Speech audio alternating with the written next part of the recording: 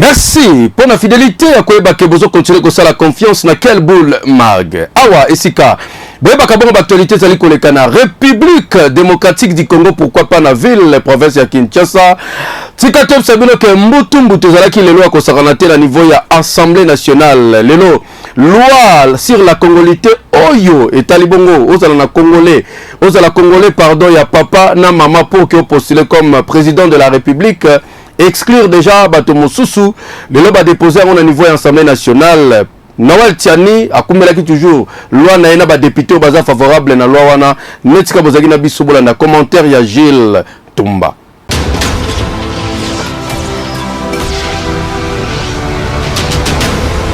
Loi sur la congolité oyo ezali kotable na likambo ya nationalité esengeli kozala des pères et des mères congolais pour se présenter dans l'élection présidentielle à la République démocratique du Congo. Loi oyo ezalaki déposé mokolo ya lelo na bureau ya Assemblée nationale et pas ba député oyo bazali favorable pour la loi yango. Et ça lit déjà ba mois depuis que proposition de loi oyo ezalaki objet ya ba débat na télévision na scène politique congolaise. Pe loi oyo ezali initiative il y a ancien candidat na présidentielle il y a 2018, Noël Chani Mwadjanvita. Imaginons un chef d'État de la République démocratique du Congo qui serait par exemple 50% congolais et 50% un pays étranger. Je donne l'exemple, le Rwanda ou bien l'Ouganda. Et s'il y a un conflit entre ces deux pays-là, la RDC, le Rwanda ou bien la RDC et l'Ouganda, ce chef d'État qui aurait un parent rwandais, un parent congolais, il prendrait des décisions en faveur de quel pays? Kasi loi oyo ya congolité ezali jusque là ko diviser classe politique na RDC na ndenge ya kosakana te et surtout na famille politique ya Moïse Katumbi na parti na ye Ensemble pour la République bango kutu balingi koyoka likambo ya loi oyo te ata muke po bazomona ke ezali déjà ko viser leader na bango. Idée ezali que ba déclassé na élection présidentielle il y a 2023 de même peu na Front commun pour le Congo loi oyo bazomona ngo mabe makasi po baza na besoin que candidat nyonso oyo alingi ko se présenter na présidentielle il y a 2023 à se présenter pe candidature na ye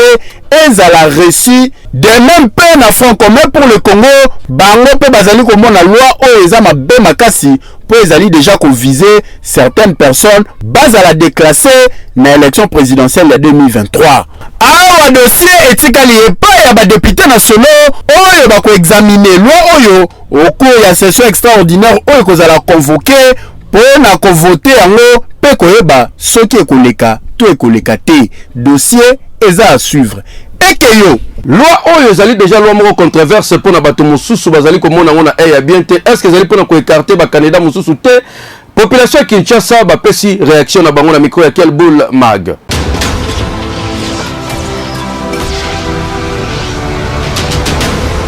Pour un problème de double nationalité, double nationalité, donc pour la biso, pour la personnellement, on favorise et les canaux parlement, la parlementaire va voter. Et comme un bon lobby, comment si bateau a dérangé Congo te. Dewana eza mabe pour la nini bango ngai na sens na ngai etake congolais na molo kola baza obundisa mwana mboka Moïse Katumbi. Pour bayebi que Moïse a 50 ceci de suite ne dozo ka les ont dit. Mais na normal des choses que non batika élection ça la maba oyo ba postuler kaka. Pour yango dollar yango likolo tozo lia tembo circulation za sous tête tozo kemba ata na période ya mwana mboka Joseph Kabila Kabangi bon to ebite na prophétie ya kimbango to taela kaka. Mais nzamba sungaka. Moi je pense plutôt la loi est mauvaise parce que surtout au total à terre na ba pays musulo wana ba Angola so tel bien président na bango azangolais te président na bango azangolais te mais mboka ezali ba tambola na bango bien mambo eza bien. Moi je pense que ba mambo politique o ba créer pour na freiner quelques candidats OK ba tout le monde ba na mo ba idée bien ba goya pe na bilo bien. Ba mawa saki président ya États-Unis. Est-ce que Azalaki d'origine nani? Azak d'origine nani? Comment? Nous savons qu'Azaki Kenya d'origine donc c'est pas vraiment important. Biso toza apporter un changement. Ministre Tony Mwaba, à travers le ministère na EPST, organisé qui bongo 2 jours mobima na télé, des formations pour na toujours renforcer gratuité enseignement et salema qui toko. Jeje Mouya Mazara qui kuna bozo ba détail na commentaire oyo.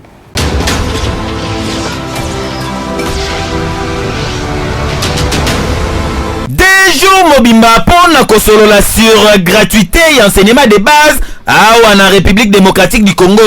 Au cours ya atelier, le ministre ya fonction publique Jean-Pierre Liaou a pesaki les go représentant ya premier ministre. Et zalaki question ya ko lever ba option sur ba nouvelle source ya financement oyo ba kozwa pour na ko renforcer bongo ba besoin ebele ya gratuité et enseignement. Et zalaki bongo qu'on réfléchir sur le mécanisme et le développement pour consolider le financement oyo ezalaka déjà. Ministre EPST Tony Mwaba oyo azali ko maîtriser secteur na ye a plaidé pour un investissement massif na ba secteur pe ba sous-secteur pour na kakate gratuité pour na koluka kotombola makambo etali enseignement pe éducation de base ba kotonga ba école formation ya ba enseignant production et nouveau manuel scolaire oyo ezali cheval de bataille ya chef de l'État son excellence Félix Antoine Tshisekedi Tshilombo. D'où la nécessité impérieuse d'organiser ce jour un atelier ayant pour objectif d'analyser et faire une réflexion profonde sur le financement innovant de la gratuité de l'enseignement primaire. Ainsi, puisque l'éducation a un coût, les besoins sont donc légion et immenses. C'est pourquoi nous devons diversifier aussi les sources de financement, de même que les méthodes et techniques pour les mobiliser et en augmenter le volume en réponse aux besoins pressants du secteur. Gratuité de l'enseignement de base et koki ko coûter na trésor public plus de 2 milliards de dollars américains par année oyo nyonso ezali po bana RDC batanga kitoko. Ah, ministre Tony Mwaba, papa kende liboso po ozali kolakisa vraiment que ozo maîtriser secteur oyo. Po soki yote nde enseignement RDC elinga etikala kaka na défaut. Grâce na yo e bandi déjà kotombola mutu. Boyende ezalaka. Ekei SNEL a continué à sensibiliser la population pour l'avantage où ils allaient dans montant ils allaient la compteur et après paiement. Boyamba yango malamu ndenge awa monsieur Fundi Issa Zali directeur régional Sidia SNEL a fait une explication par rapport à l'avantage à compteur et après paiement.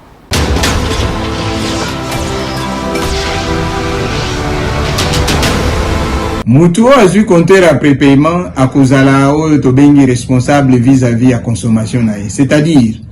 alingi kofuta muke ye moko ko gérer très bien moi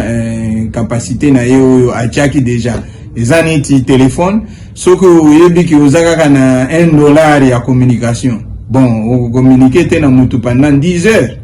mais soko monique yo ozali ndenge balobaka boss oza déjà na ba mega ya koleka bon yo pe osali kolanda poche na yo donc ce qui totali compteur après paiement ezali quelque chose oyo epesi mutu moins responsabilisation na niveau à consommation na et ça c'est bien. Ba compteur après paiement et sengona biso ezali ni déjà vision ya mokonzi na biso ya SNEL ezalaki que to bandaki kozwa recouvrement moko na C 30%. Mais ce qui to komi na prépaiement to kozala na possibilité to recouvrer ba recette na biso moins mingi puisque en ce moment-là abonné a commis ko futa avant et biso to kozala juste na problème et na problème lisusu te ya bato oyo abandeko kende pa ya ba client au lieu mbongo ya na caisse ya SNEL et ezui mapata eke bisika mususu donc avec compteur après paiement makambo nyonso ezo kende na SNEL. Donc, tu récupérer non seulement taux de recouvrement ya malamu, pe mbongo moyen bunga ezati. Ezalika ka epa na biso na caisse. Tolobaki yango ke INPC ville province ya Kinshasa ekoti mobulu. Nani azali kokota mobulu awe communique mu candidat unique ezalaka te ko kamwe wa élection modèle nini déjà ko swana ko bunda etikali muke basima na nzoto ezalaki bongo na bureau ya INPC botala nini lekai kuna Gilles Tumba na commentaire ya JJ Mbuyamba.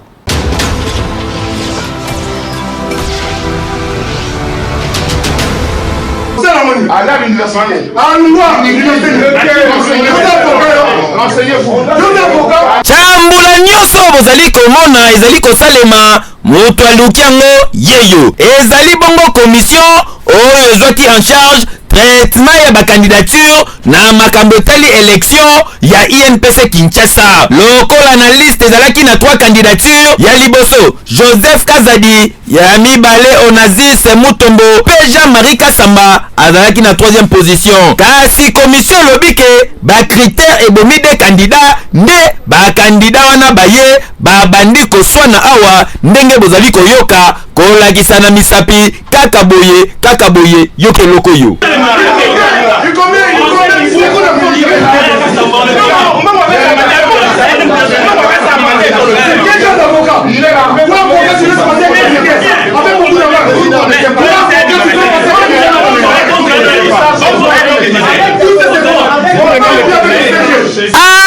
Ba journaliste ya République démocratique du Congo, élection ya INPC au Kinshasa tokomona nyonso. Imaginez ba délocaliser organisation nango ba memengo na partie est ya ville province ya Kinshasa kuna accès za pona mutu nyonso te. Ndenge moko na makambo bande ko sala na FECOFA esika président wana amemaki élection na province. Oyo e bandi déjà kondongwa na boye ezolakisa déjà que vendredi ezosenga na général Silvano Kasongo a renforcer sécurité pour se quitter bato osimbana na nzoto et normal te bapandi sango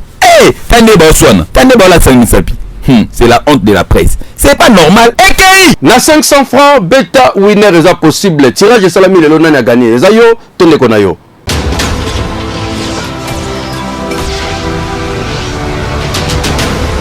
Winner.bet présente Winner Loto. Fini wana boso beta. Winner.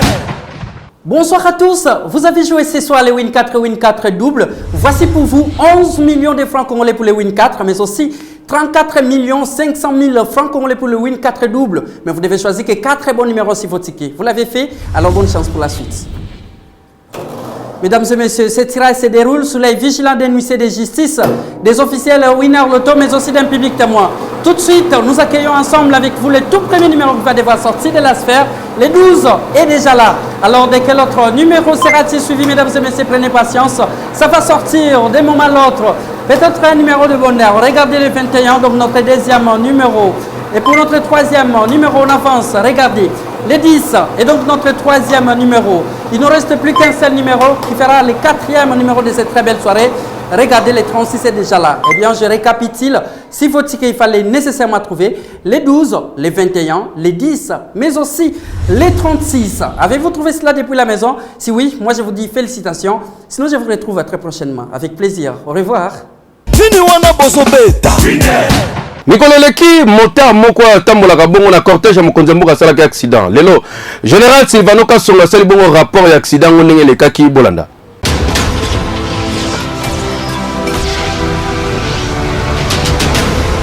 Ndeko mobali oyo ozali komona kombo na ye Kayumba Ngandu azali chauffeur ya Nissan Almero oyo ozali komona ya couleur jaune asalaka taxi destination Gitambo magasin veut dire passe partout na Kinshasa. Mokolo ya samedi na 19h kaka ndenge ezalaka kisela zokita akoma awa na Sosimat amoni feu rouge atelemi. Mbala moko gironfar ebeti alerte wa tika nzela ye a perdre atala boye. Nzoke ezalaki ba motard oyo bayaka kopanza nzela soki cortège ya mokonzi mboka ezali koleka. Lokola perdaki motard a liboso aleki ya mibala aleki ya misato ayeko tuta awa esika bomoni awa ndeko wana koyaki sur place bamemaki na hôpital. Mbala moko bayaki bakangi ye bake na ye kotika ye na maboka ba PCR. Kasi lokola Kinshasa bamwanzezanga te bato bakomi kopanza na réseaux sociaux o ndeko o babeti ye o babuki minu o akufi baboki na fleuve nzoka luvunu azali en vie ye mo wa communiquer boye. Nazoyoka na ba réseaux sociaux bazoloba que chauffeur wana bazoloba ke bashikata bazwaki ye babomi chauffeur wana eza ya lokuta parce ngai yo naza vivant. Général Silvano Kasongo, responsable à la police à ville province de Kinshasa, yepe abakisi boye. On a dans les réseaux sociaux, on a ici cortège à Mokonzi Mboka, la présentation venga la chikata que bazo beta motu alors que ça qui accident à circulation ça va dans ce matin chauffeur ngoyo ali ba beta qui bazo qui yo bazo qui côté nini yo mo ko pa lobby ça qui accident Kinshasa Mwanza eleki makasi surtout ces derniers temps na baki connaît tout oyo balingi kokoma ba donneur de leçons surtout na ba réseaux sociaux bikomela ya Mwanza biloba loba tuba nzoka marompe bazoloba bazo maîtriser te ndeko oyo bopanzai sango akufi yeyo veut dire voilà biloba loba nyonso esili po aza en bonne santé po tate gratinir te oyo vraiment prévu état des droits na RDC boyende zalaka surtout na numéro 1 à la police à Kinshasa Lady Fachi général Silvano Kasongo ekei lelo grâce ya boutique Neema nde ba mama bakomi kolata kitoko wape pakola mafuta malonga ba chaussure ya kitoko ba catch pour ba papa eza possible mais café bifle nde fin cop sukisa masolo bonzi melangai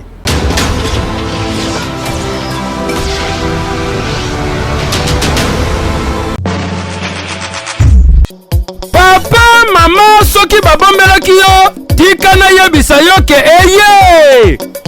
barrivage eye ekoti na kati ya boutique Neema boutique oyo boyebaki liboso na premier shopping mall lelo ekoma awa na boulevard du 30 juin kaka na immeuble Taba Congo en face ya alimentation Regal soki oye okozala mobimba okose retrouver biloko ya ndenge na ndenge koti mpona bamama bapapa ya kosamba eza te bamafuta baparfum bilamba surtout tika na yo ezala ya bapapa ya bamama na ya bana solde ya kosakana te salami kote bilamba meme basandale bachaussure ya kitoko mpona fete babasket mpona sport nyonso ya kitoko ya malonga ezali baoriginaux ya kosamba eza te boya kolata bilamba ya Louvre ya kato ya Chine yaka kolata bilamba utu mikili ya poto e ya kalite ya kitoko bapantalon kaki ba jean ba chemise ba kilote nyonso ko se retrouver eza na kata boutique Neema okanise sili tete na boutique Neema ekenda sango pe yebana po na produit PCC na ba mama bakoma ko sepela tongo midi pokwa jangoyo café bifle oyo ekopesa bopikiliki bwa nzoto papa azala makasi po asala mosala kitoko na ntongo alamuki na nzoto kolongono mama azala na esengo sourire na libota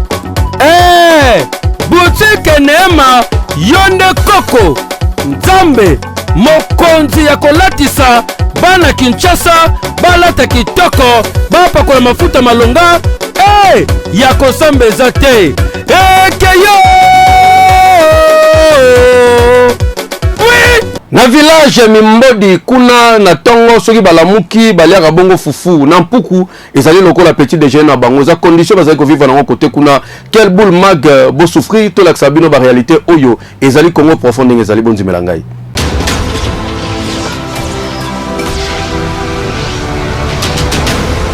village oyo bozali komona babengaka yango village Bimbadi ezali à 20 km ya Chikapa awa na tongo déjeuner na bango ezalaka bongo fufu kaka ndenge ezalaka shima milala baluba balela kolia yango fort kaka nde bozali komona famille oyo lokola papa la mukaka 5h abimaka azwa déjà ba disposition nyonso po na sima na ye makambo voilà ezala te boyotuna nga solution yango azwaka mitambo ekangaka bampuku atie na sima ndaku wana yake na ye na tongo mama kolamuka ntango éclairage ekotaka wana ake na sima ndaku koverifie soki mitambo na bango ekangi bapuku imagine na sima ndaku ekoki kokanga puku ya zamba ekoki mpe kokanga puku ya ndaku kasi nyonso kaka puku soki bazwi ye baye na ye awa nde bozali komona babadi kobabula puku kaka nde bozomona mama tiango na nzungu bani koningisa kaka echauffe makasi azwi mafuta mbila ya rouge abakisi abalusi mpuku ebelaka te ebeli ta ya koservir azwi shima milala atie na misa azwi mpuku aye nango akabolela bana akalikeli na nombre misuni ya moi na pokwa azwi musuni anga kabola boye tala nde baweleli misuni liayanda azwi aye kozwa apesi leki yaya tali amoni ke ya leki eleki ya na munene azeli mama pesa mukongo abotoli leki basali échange leki atomboki ya kumu beta beta makofi mais na kolia babundaka te bazongeli kodame fufu na bango ka ndenge ezalaka botala mwana ona ajo aza nango niveau ya makwiti azali kokota na munoko pardon bolukila yango kombo azwi musuni wana adengelika mukie adodi achina munoko mais abandi kolandisela ngo makwiti bo compter 1 2 makwiti 3 makwiti 4 makwiti vitesse mwana aza nango pardon bolukila yango kombo mama a communiquer boye bongo ezate ya ti ata na tongo fufu ezali bana bakolia fufu na bampo papa na bino bakozwa na bitangu na sima ya ndako wana bakomela tite. En tout cas oyo ezali lokola petit déjeuner tango na bakwe mususu bana bazali kolamuka komela miliki komela thé rouge komela oyo nyonso bamelaka awa na bimbadi bana balamukaka bongo na shima milala fufu elala bien puku bababola ema me bana bawelela misuni ema azuka musuni mukie achena munoko ema ajioti mukie azolekisa bafufu q ekei na basiba café Jafar za toujours kofunga mapona koyamba bino ba résultat ya devait le terreau continuer bossa la confiance boye belé pour que monsieur Amani a aidé bino soko gagner aux États-Unis d'Amérique est possible.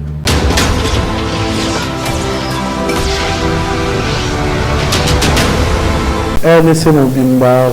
Congo Brazzaville na bandi pour la nuit sur cyber café Jafar toye pa na bino pour na rosala bino point sur ba loterie to betaki l'année passée lelo ba résultat ngo komi disponible on a bien les canaux informé bino ba ke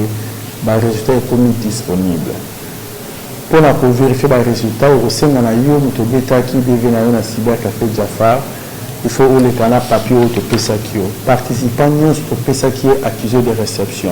Il y a un vous permettre de vérifier les résultats. Yo personnellement, vous avez un cyber café Jafar,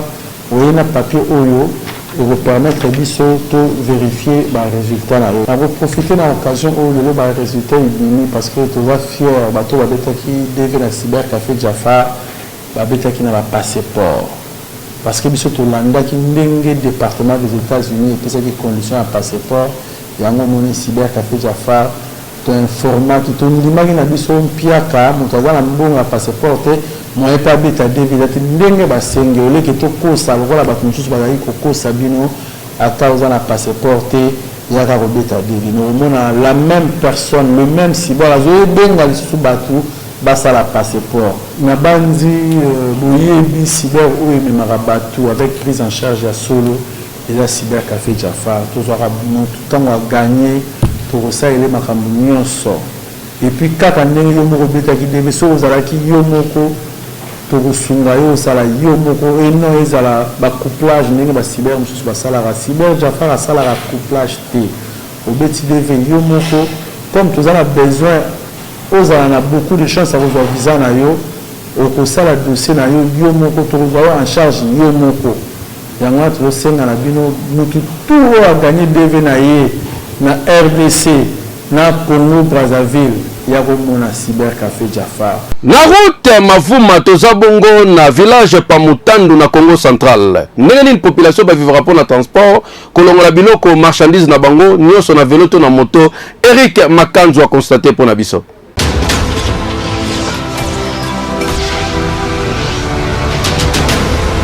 Tozali na Congo central précisément na Kisantu na village Pamutanu na nzela ya mavuma s'il vous plaît bayebi Congo central bayebi nzelo bayebi malamu trafic ko esalamaka na nzela oyo epai wapi bandeko basalaka transport ya komema biloko bato na vélo ndeka bozali komona boye bango batambolaka ba 17 km à pied s'il vous plaît na vélo na ye asimbi kaka inde a bombe a charger ba koli likolo pona ko bimana yango kokende koteka yango na bakimbala pe na bamboka mususu ya kati bango nde bayaka boye senge ko yebake soki baye basombi biloko bazala bango na mututé akomema yango inde ya bombe koli ye pa ke ko revendre na kimbala poza quelque chose to pe na ba mwa mususu basala kaneti opesi mbongo yo fana na ndako zela kaka bakoli na yo ya so komanda yi fufu to pe komanda ki nini ofandi kana ndako yozela ye ako charger koli na yo abombe yango inde tiko koma na ndako na yo kasi memeli yango nde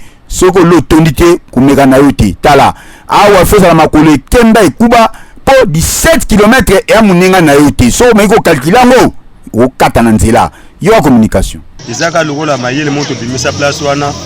utozomona soki tofane ba palais misli yango monike to yaka na wenze oya oza wenza ki ya vaiko donc to nyataka peu ba 17 km na makolo mais tozotala boso to fane ba cité désordre malamu to kota na kati to bibisa charge obiso to ya kosomba ka awa na wenze oyo na oteka ngona cité kuna na kimbala omoni musala onde bandeko basala ka boye pona kotombola moral to pe ko boma image à distance net ndeko yo moni atie moi radio moi danse na bina filer na pointe alors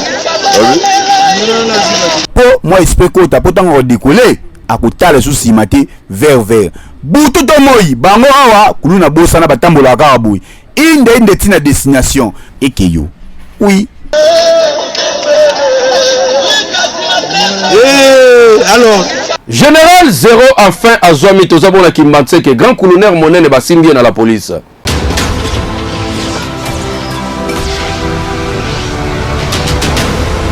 baluka kayeba swaka yete kasi lelo azwami yeyo Général Zéro oyo kombo na ezali Monsieur Joël kasi ya mikomisa Zéro veut dire yeso to kutani na ye akukata yo kobotola yo kotobola yo musana yango wana salaka awa na mokali mingi kota baferbois na ngambo po bakote wana nyonso yende gangster oyo aoperaka kasi azwami ndenge nini kulula bosomona o Zéro akotaki na ndako ya bato papa azalaki na mwana na ndako bana ya mibale mwana moko azalaki maladi ntango babimi na butu bakela mwana hôpital ye Zéro aye abi lokola bazalaki na ndako na profite na toko na kuko toka na bima na ngona kenango tango akoti boye akuti mwana papa na mususu na kati abani ko menacer ye papa pe hôpital makambo sila kate sili bazonga na ndako boye Zéro na kati ndako beko bakangi Zéro yeyo bamemi ana la police et pas wapi Zéro zo baba tamisu azobeta munoko azangelo ko koloba yo communication ozomona komona ye Joël mais azali na kombo na ye oyo babengeli ye na mosala na bango basalaka Général Zéro lelo bake kokota na lupango ya papa Tabu Bikibele papa wana mwana akangamaki na butu ya mwasi amemi mwana na hôpital bango lelo na tongo baye ko remplacer donc momo bazo ko remplacer papa pe na bana mibali ba uti na hôpital bazo ko zonga baye ko kuta bango a flagrant délit na kati ya lupango ndenge ba ko menacer mwana na bango pour oza kudu na tina ko lukake otu na soka za kuluna soka kuluna te tala na bino moko muto banane lo nyina ye kita na nzoto na mobimba décoration ya cicatrice ozo la tsake bakanga balemba mashima matole bango yeyo ye Zéro esi azwami kasi tokosenga na bakonzi ya polisi kimbanseke bosala musala ndenge esengela kozala ntango bokangi kuluna na infraction oyo ezolatisa flagrance veut dire bozwi pena na preuve na kati ya ndako ya bato akende na mabanga na quartier 7 epai ya colonel bienvenu mpo na nsima amata na lipetin toyoka sango na yeke akei kolia fungulela prison makala mpo muta boye so botiki kaka ye nde bato redefendre bango o pire petit na ngai atekelanga bachombo pire petit na nga atekelanga babateri pire petit na nga atekelanga baparabrise bajela bango yango wana oyo azonga susu te amutu ofanda bato te tanzoto Zéro libongo tulu ete yo botala ndeko oyo na gemena asengi lisumi na bino depuis 2013 asala accident bima asute makolo bukana ese boko kosunga ye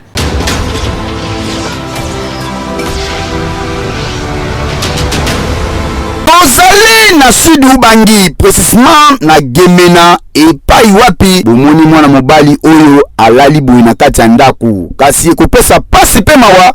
po mwana mobali oyo asali 18 ans mokoka banda asala accident abuka na bassin na makolo nyonso mibale kasi mutu akipaka ye azali te mwana mobali oyo azali orphelin de père et de mère veut dire azanga ba parents esi bakufa déjà banda asala accident kaka boye ata premier soin azwa te alala kaka boye na kata ndako soki alingi mwa azwa mopepe libanda abeleli baye bamemi bamimisi azwi mwa mopepe kasi batana ye nyonso alekisaka ngo toujours na kati ya ndako boye akobandela wapi akosuka wapi yoka communication ya 2013 buti lelo moto asunanga zata nafanaka na ndako bakitanga suki naza orfela na papa na mama nazalaka na ndako kusukula nga nasengaka aide na bato aho nasenga na bato na lisungi aho tindipo asepe osunga nga ni fiske ata na niveau hôpital na niveau ya ata basunga nga ata na velo ebimisaka nga libanda nadebulaka ata nazwaka nde moto te azalaka na kati ya ndako aho nasenga na moto malamu aho asepe osunga ngai asunga nga ata injour kotala ye pe koyoka pe pasi na motema eza bien makasi kasi mwana mobali oyo azosenga se eloko moko soki lisungi ya moto motema malamu ekosala ye malamu mingi po aprofitaki na mikro pe kamera ya Kelbul Mag oyo eza kuna na Sidu Bangi epai wapi asengi na moto nyonso motema malamu akoki kosunga ye asunga ye pe ekokomela ye en tout cas ana pasi makasi imagine 18 ans accidenté papa na mama bazate tango mosusu pe bandeko basundola ye pasi ekeyo Maman Honorine Tita Mouma, que du bien, que du bonheur na yo, le lozali mokolo mbotama na yo de la part ya Eder Numbi, totombelo nyoso malamu. Joyeux anniversaire na yo Mama Tita Mbumba Honorine, ya kosambeza te fête ezali ko continuer lelo na ndako na ambiance na bolingo nyonso, nzamba continuer ko baxelo ebele sagesse na intelligence continuer pour na mbotama na yo Mama Tita Mbumba Honorine. Ba mama Waki toko yo wapi. Mafuto yo wapi tinagati eke yo oui